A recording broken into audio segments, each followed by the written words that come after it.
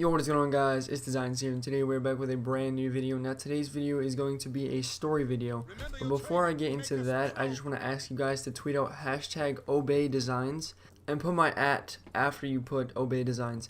I know when the leaders are going to look up Obey Designs, it's just going to come up with a whole bunch of designers going for the designer portion of the RC. So if you could tag me in that would really help a lot. And on the Obey channel, they released a tips and tricks video, and they said that the more hype you build up, the bigger chance you're going to have to join it. So I'm going to really ask you guys to go tweet that out to help me out to get in Obey. Alright, so today's video is going to be a little bit different than my usual videos. I'm not going to say any names in this video. Okay, so the story today is about a teacher that I had in the junior high, 7th and 8th grade. So this teacher, she was a terrible person, and yeah, she hated kids, and she was a sexist, I mean, honestly, because she really hated boys, but she was really nice to girls, okay?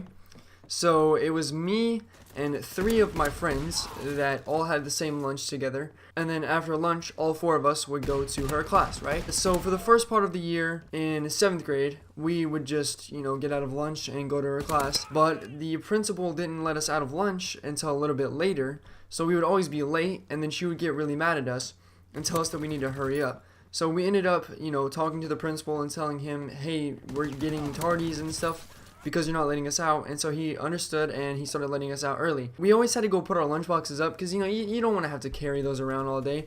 It's still like, you still got half the day left, and you don't want to have to carry more than you already do. So we went to put our lunch boxes up, and her class is on the other side of the school. So we would have to go down 2 more hallways to get to her class.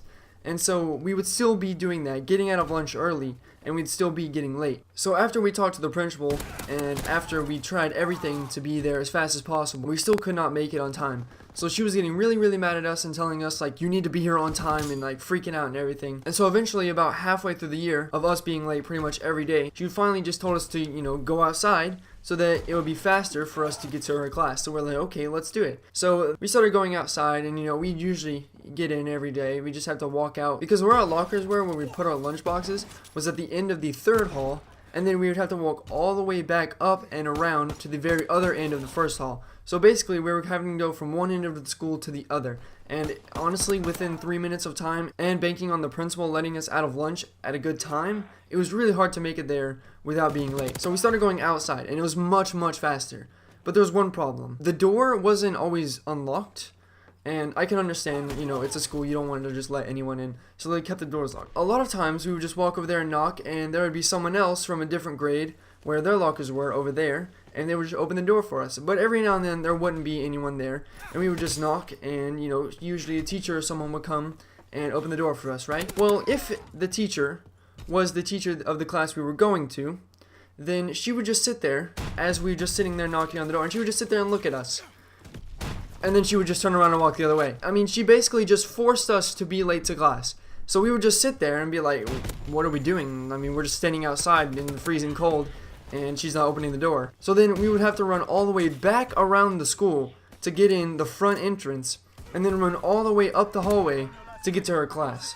Now, my school isn't very big, but with all of that running in that amount of time, there was no way for it even to be relevantly possible for us to make it to her class on time. When we got there, she would have the door locked, and so we would just sit outside. And what are we supposed to do? We just sit outside, and, maybe halfway through the class, she would just come unlock it and give us this huge spiel about how we're terrible kids and, yeah, we should go die.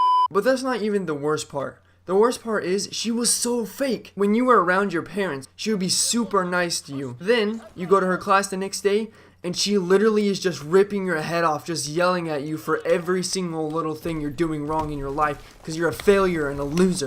And the thing is, I'm not even kidding. She is literally the worst teacher in the world. I feel like today's video has just been more of a rant than it has been a story.